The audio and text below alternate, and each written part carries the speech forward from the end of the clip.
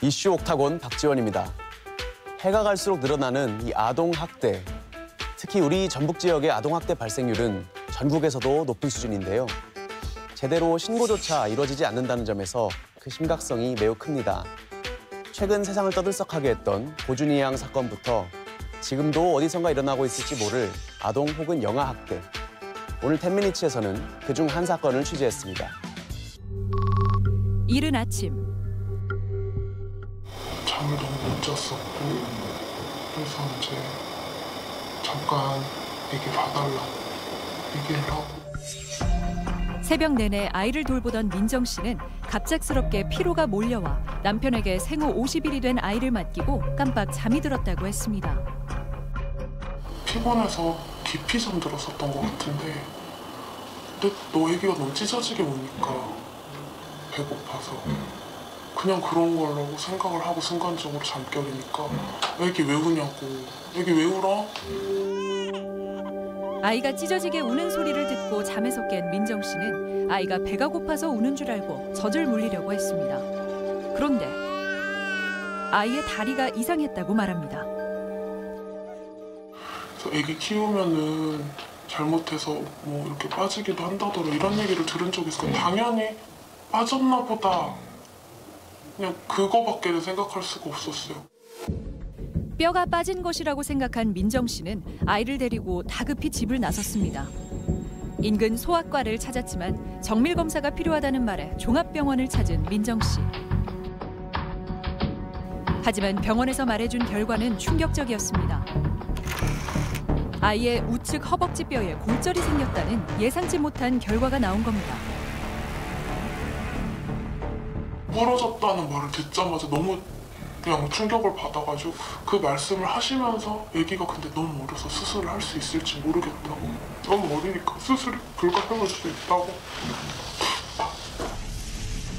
아이가 너무 어려 수술이 불가능할지도 모른다는 청천벽력 같은 말에 민정 씨는 아이를 서울의 한 대학병원으로 데려갔다고 했습니다. 그런데 이곳에서 들은 말은 더욱더 충격적이었습니다. 골절이 발생한 곳이 아이의 허벅지뿐만이 아니라는 겁니다. 부러진 허벅지의 반대쪽 쇄골에도 골절이 생겼다는 믿을 수 없는 검사 결과. 당시 아이를 진단했던 담당 의사는 아동학대가 의심된다며 아이의 아버지를 경찰에 신고했습니다. 요람 같은 데 떨어지더라도 거기가 그렇게 부러지는 물리적인 게 설명이 안 되고 어쨌든 부모님이 하는 말이 애가 뼈가 부러진 거랑 하나도 안 맞아서 그래서 신고를 했었고요. 담당 의사의 아동학대 의심 신고에 경찰은 아이의 친부에 대해 즉각 수사에 착수했습니다. 처음에는 뭐 체조시켰다고 했다가 뭐 기저귀 갈다 그랬다고 했다가 나중에는 자기가 자다가 뭐 팔꿈치 같은 데로 세게 누른 것 같다고 그런 얘기. 아이의 아버지는 아이를 돌보면서 간단히 체조를 시켰고 기저귀를 갈아준 것 말고는 어떠한 가혹행위도 없었다고 이야기했습니다. 하지만 나중에는 자신이 잠결에 뒤척이다가 팔꿈치로 아이의 허벅지를 누른 것 같다고 말을 바꾸기도 했습니다. 그런데 사건 당일 이상한 점이 있었다는 김민정 씨. 아, 이거 병원 가야겠다 이러면서 이렇게 말을 하니까 병원을 왜? 지금 꼭 가야 돼? 무슨 소리야 애기야 이러는데 가야지. 그랬더니 시간이 지나면 좀 나아질 수 시간이 지나진다고 나아질 수 있는 상태가 누가 봐도 아니거든요 이거는. 그럼 너만 가라고. 자기는 안 씻어서 안 가겠다고 막 이러는데 거기서도 막 화가 났어요. 애기가 아픈데. 사건이 일어난 당일 아이의 다리가 이상한데도 불구하고 남편은 나가기 전에 샤워를 해야 한다며 한참 동안이나 시간을 끌었다고 민정 씨는 말합니다. 뿐만 아니라 서두르는 민정 씨와는 다르게 남편의 태도는 느긋함을 넘어 여유롭기까지 했다는 겁니다. 사건 당일에도 아이의 상태가 굉장히 걱정될 만한 상황인데 게임 커뮤니티 같은 데 접속을 해서 평소와 다름없이 게임에 관련된 이야기를 나눈다든지 평소 집안에서도 온라인 게임을 광적으로 즐겨 했다는 남편. 사건이 있던 당일 아이의 뼈가 부러져 수술을 해야 할지도 모르는 긴박한 상황에서도 오히려 남편은 게임 커뮤니티에 접속해 게임을 하지 못해 속상하다는 글을 남겼다는 겁니다. 피고인은 당일 가해 행위가 전혀 기억이 안 난다는 취지거든요. 자기가 잠이 들었는데 깨보니까 이미 상해 결과가 발생해 있었다. 아이 다리가 이상했다. 이런 취지라서 결국 남편은 아동학대 범죄의 처벌 등에 관한 특례법 위반 혐의로 불구속 기소됐습니다. 하지만 1심 재판부는 남편이 상해를 입혔다는 사실이 충분히 입증되지 않는다며 무죄 판결을 내렸습니다. 50일이 갓 지난 아이의 뼈가 골절된 이유는 무엇일까? 이제 소아의 뼈의 특성상 유연성이 뛰어나고 이제 탄력이 좋기 때문에 일반적인 성인하고 다르게 에너지를 흡수를 잘 하기 때문에 골절이 잘 발생하지 않습니다. 유아뼈의 특성상 골절이 쉽게 발생하지 않는다고 말하는 법의학자. 골절 발생 위치도 이상하다고 말합니다. 오른쪽 대퇴골과 멀리 떨어져 있는 좌측 쇄골에 골절이 있기 때문에 서로 독립적인 개별의 강한 외력이 작용한 것으로 판단이 됩니다. 매우 순간적인 그리고 이제 국소적인 타격을 가하거나 아니면 이제 성인 발과 같은 이제 무거운 물체로 지그시 이제 누르는 경우에 이런 골절이 발생할 수 있을 것 같습니다. 서로 반대의 위치에서 발생한 허벅지와 쇄골의 골절. 아이에게 어떠한 신체적 위해도 가한 적이 없다고 말하는 남편. 하지만 민정 씨의 말은 달랐습니다. 멍이 자주 들었어요. 친구들도 야, 애기 아빠인데 일부러 그런 것도 아닌데 노력하는 거잖아. 이렇게 반응을 했었고 이 정도로만 눌러도 멍이 드는 줄 알았어요, 저는. 평소에도 남편이 아이를 돌보고 난 후 아이의 몸에 멍이 자주 들었다고 말합니다. 또한 사건 발생 이후 민정 씨는 남편의 메신저에서 결혼 생활에 대한 불만이 담긴 내용의 채팅을 발견하기도 했습니다. 나중에 카톡을 봤는데 엄청 제가 생각하지도 못했던 그런 말들이 엄청 많이 있더라고요. 그런 생각을 가지고 있을 거라고 생각도 못했는데 남편이 어머니와 주고받은 메신저에는 아내 민정 씨와의 결혼 생활에 대해 행복하지 않다, 우울하다, 죽고 싶다는 등의 내용이 담겨 있습니다. 또한 아이가 잠을 자지 않아 짜증난다는 내용도 있었습니다. 어린 시절 어머니가 자신을 학대하기도 했다며 불만 섞인 메시지를 보내기도 했습니다. 아이의 친부는 정신적으로 어떠한 상태일까? 전문가에게 메신저 내용에 대해 분석을 의뢰해봤습니다. 아직도 돌봄을 받고 싶은 은연적 욕구가 크고 그게 좌절되어 있었는데 내가 또 누군가를 돌봐야 된다는 하는 심리적 부담감, 또 어린아이가 이렇게 떼쓰고 우는 걸 보면서 거기에 대해서 분노 감정 이런 것들이 좀 복합적으로 나타난 게 아닌가 싶습니다. 또한 사건 발생 이후 시어머니로부터 원치 않는 회유를 받았다고 합니다. 친척분 이름까지 거론하시면서 그 총경을 통해서 윗선에 말을 해놨으니까 훈방 조치될 수 있도록 하라는 식으로 계속 이제 저를 그렇게 말씀을 하셨고. 경찰에 있는 친인척에게 이야기를 잘 해놨으니 남편이 훈방 조치될 수 있도록 잘 이야기하라는 내용이었습니다. 언론에 사건을 공개할 경우 아이에 대한 지원을 끊겠다는 이야기도 했습니다. 그러는 걸 네가 봤다. 그래도 아니다, 뭔 소리냐? 우리는 건강한 부부다. 지금 이게 의사 말 한마디로 왜 자꾸 이렇게 일을 몰아가느냐? 이러면서 막 난리를 쳐야 되는 거야. 거짓말을 하자는 얘기가 아니라 있는 상황에서 우리 쪽으로 끌어당겨야 된다니까, 이 상황을. 그리고 그 의사를 계속 물고 늘어져야 돼. 그렇게 상식이 없는 의사가 어디 있느냐? 그리고 실제로 경찰 조사 과정에서도 무죄 판결이나 뭐 이런 거에 대해서도 얘기를 들으니까 겁이 났고 내가 하는 진술들이 가해자 귀에 들어가게 되면 나랑 애기는 어떻게 되는 거지? 막 여러 가지로 걱정이 엄청 많았어요. 과연 수사 과정에서 친부의 가족으로부터 외압을 받았다는 게 사실일까? 그분한테 그런 표현을 했는지 안 했는지 모르겠지만 기억이 안 나는데 그렇게 했을까요? 애기 사건인데 그냥 저도 애를 키우는데 그 흥분해갖고 오신 분한테 이거 제가 안 될 수 있습니다 라고 제가 안 하거든요. 그래서 지금 제 나름대로 최선을 다했는데 계속 이제 언론이나 이제 나오니까 솔직히 심적으로 좀 부담이 된다고. 자세한 이야기는 잘 기억나지 않는다는 당시 담당 경찰. 한창 보살핌을 받아야 할 50일 된 아이를 내 손으로 지켜야 한다는 책임감과 한 개인으로서 헌법에 맞서야 한다는 부담감을 안고 외로운 싸움을 해온 민정 씨.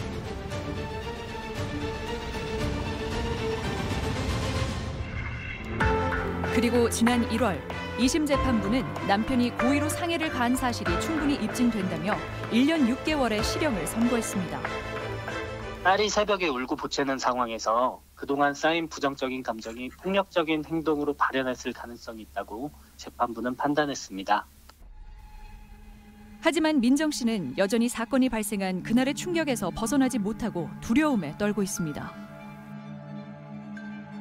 항상 불안해요. 항상 불안하고 그냥 이게 완전히 끝이 아니잖아요. 지금 상고가 남아있고 앰뷸런스가 지나가는 걸 보기만 해도 막 그때 기억이 올라오면서 막 힘들어지고 숨도 잘 안 쉬어지고 막 떨리고. 심지어 최근 인천에서는 친부가 생후 50일 된 아이를 떨어뜨려 두개골 골절로 영아가 사망하는 사건도 발생했습니다. 유치원이나 어린이집에서만 발생할 것으로 여겨지는 아동 폭행이 실제 가정 내에서도 끊임없이 일어나고 있는 겁니다. 2017년 전 국민을 충격에 빠뜨렸던 고준희 양 사망 사건 또한 친부에 의해 일어난 사건이었습니다. 최근에는 아동학대를 신체적인 학대뿐만 아니라 정서학대, 성적인 학대, 그리고 보호자에 의해 방임되거나 유기되는 경우들도 아동학대로 보고 있습니다. 실제 전라북도의 아동학대 신고 건수는 해마다 증가하고 있으며 더욱 놀라운 사실은 학대 행위자의 70% 이상이 피해 아동의 친부모라는 겁니다. 가해자가 언제 또 아이를 찾아올지 모른다는 불안감과 두려움에도 불구하고 민정 씨가 인터뷰에 응한 것은 꼭 전하고 싶은 말이 있기 때문이라고 합니다. 학대 징후가 있음에도 불구하고 제가 몰랐잖아요. 이런 부분들에 대해서 아무도 알려주지 않잖아요. 저희 아이 같은 피해자가 다시 한 명이라도 더 나오지 않기를 바라는 마음에서 그래서 그런 부분들을 부모가 되실 분들이 좀 많이 알게 되면 좋겠어요. 학대 징후를 미리 알아보지 못한 미안함, 그리고 더 이상 이런 일이 발생하지 않기를 바라는 마음, 그것이 민정 씨가 용기를 낸 이유였습니다. 아동학대 예방을 위해서는 부모에 대한 어떤 교육들이 좀 적극적으로 지원되어야 된다는 점을 시사하고 있다고 볼 수 있습니다. 아이뿐 아니라 주변 사람에게도 씻을 수 없는 신체적, 정신적 상처를 남기는 아동학대. 더 안전하고 행복한 미래를 위해서 우리 모두가 관심을 가져야 할 때입니다. 최근 도내에서 발생한 한 사건을 계기로 해서 오늘 아동학대 전반에 대한 이야기 나눠보려고 합니다.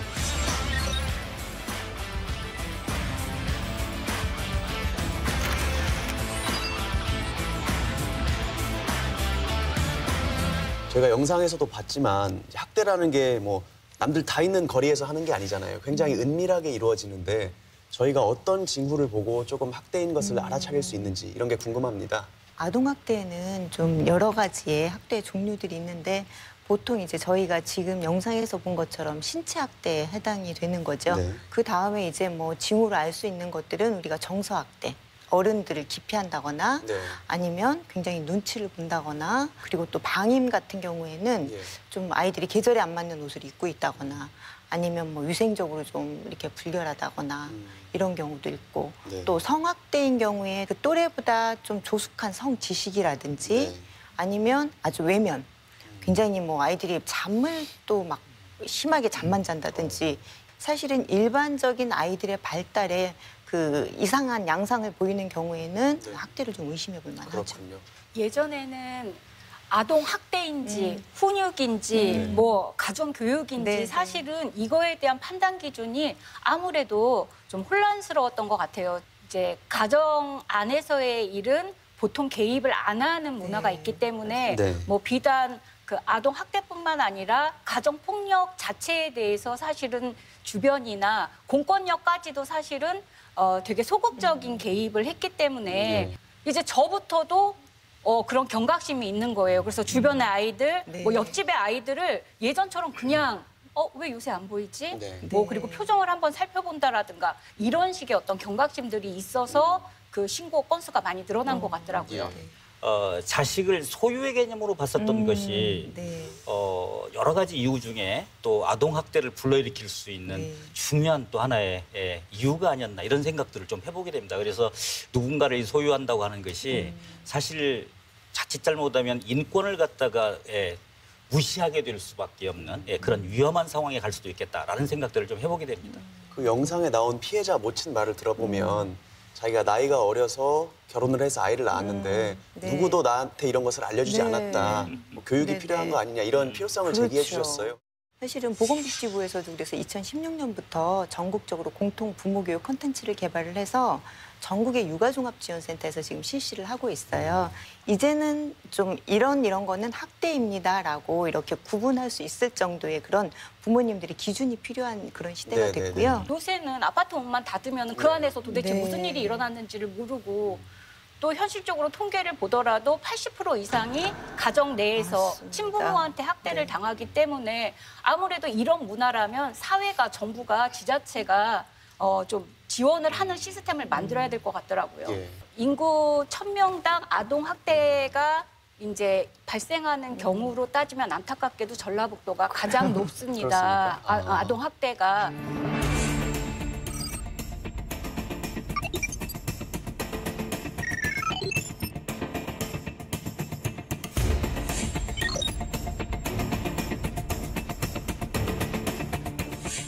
전라북도 도민과 전주 시민을 그 충격에 빠뜨렸던 고준희 양 사건. 지난달 실종 신고가 접수된 고준희 양이 싸늘한 주검으로 발견됐습니다. 고준희 양 사건을 수사 중인 경찰이 친부 고 씨와 내연녀 이 씨가 준희 양을 학대해온 정황과 진술을 확보했습니다. 그걸로 인해서 사실은 어른들이 엄청난 죄책감과 미안함을 갖게 되었고요. 사실 아동학대는 신체학대 한 가지만, 뭐 방임 한 가지만 일어나지 않거든요. 중복학대가 일어나다 보니까 뭐 가정적으로 어떤 소득계층에서 열악하다든가 아니면 부모의 어떤 학력 수준이라든지 이런 것들이 굉장히 많은 영향을 미칩니다.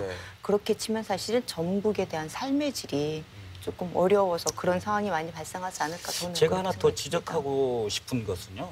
실질적으로 그렇게 빈도수가 많음에도 불구하고 아이들을 갖다 직접적으로 상담도 하고 모든 것들을 뒤에서 이렇게 보살펴 줄 수 있는 그런 기관이 전라북도에 사실 전문 기관이 3개밖에 안 돼요. 전라북도 낮아요. 다른 지역에 정말 낮아서 실질적으로 발견한다 하더라도 그 사후에 처리들을 하는 데 있어서는 굉장히 많은 어려움이 있다. 그러니까 다른 지역에 비해서 우리들이 감내해야 되는 부분이 또 크다 이렇게 볼 수가 있고 우리 같은 경우에 또 문제가 되는 것은 이런 시설수가 적거나 보호시설이 적다 보니까 다시 원래 문제가 있었던 그 가정으로 되돌아가는 경우가 굉장히 많다는 게 이게 문제의 핵심이라고 저는 생각합니다.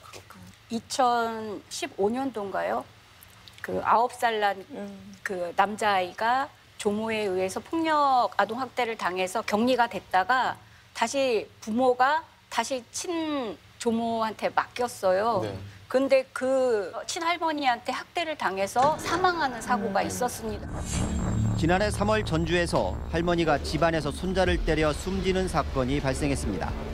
할머니는 아동학대 치사죄로 기소돼 징역 6년을 선고받았습니다. 학대나 폭력은 다시 재발되는 비율이 아주 높기 때문에 사실은 그런 학대 상황이 발생이 되면 지자체나 기관에서 격리를 한 다음에 보호하고 혹시 원 가정에 돌아가더라도 끊임없이 체크를 해야 되거든요. 사회 안전망에서 방임을 하게 되면 이 아이들은 정말 사지에 몰리는 경험을 우리가 볼 수 있었어요. 그럼 관리할 수 있는 인력이라든지 이런 예산이 너무 턱없이 부족한 상황이다 보니까 학대가 계속 반복되고 전라북도 내 학대율이 높아지고 그렇습니다. 사실 저도 그렇고 이제 우리가 어렸을 때 생각이랑은 좀 사회가 많이 변했으니까 이거는 학대인지 미처 몰랐다. 사람들이 이럴 것도 있을 것 같거든요. 그런 경우 있어요. 뭐 형은 공부를 잘하는데 동생은 잘 못해요. 아우 너는 왜 형은 이렇게 잘하는데 너는 왜 맨날 이러니? 이것도 일종의 정서학대죠. 네. 비교하고. 맞습니다. 그 평안하게 살것 형제 간에 같아요. 비교하고 차별하는 게 심한 학대입니다. 그리고 평생 갑니다. 네. 당해보셨나요? 아들, 딸 차별 이런 것도 저는 그렇죠. 네, 평생 가는 어떤 정서적 그게 자존감에도 영향을 미치잖아요. 맞습니다. 예. 요즘 그 유행하는 드라마 스카이캐슬에 등장하는 자녀들은 다 학대 피해자들이군요. 받고 있는 거죠.